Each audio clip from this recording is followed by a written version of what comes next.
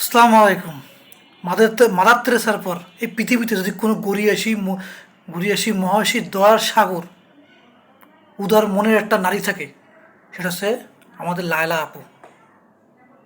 অভাবের অভাব সহ্য করতে পারে না, দুঃখীর দুঃখ সে সহ্য করতে পারে না।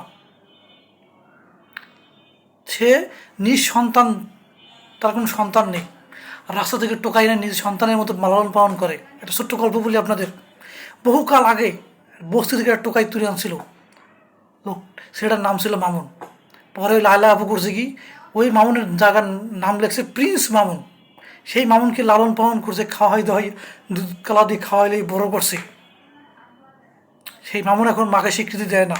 মামুন বড় হয়েছে, এবার মা ভুলে গেছে, মার কাছে থাকে না, মার ছাড়া চলে গেছে বেইমানের ঘরে বেইমান।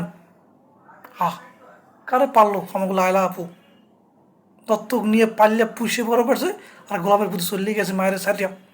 মায়ের কষ্টে দুঃখে নাই। পরে কিছুদিন আগে আরেকটা সন্তান দত্তক নিয়েছে আমাদের লায়লা আপু। কি মহিষী নারী, কি গড়িয়েছে, কি দয়ার সাগর! ওরা দেখলে করে ছেড়ে দিতে মন চায়। এমন তো বাংলার ইতিহাস, পৃথিবীর ইতিহাসে নাই। কি সুন্দর! একটা সন্তান চলে গেছে, মামলা করে সন্তানটা পাইলো না আমাদের লায়লা আপু। প্লিজ মামুন, তুই এটা বেইমান, মায়েরে ভুললে যাও, মায়ের সাইডে তুই চলে যাও।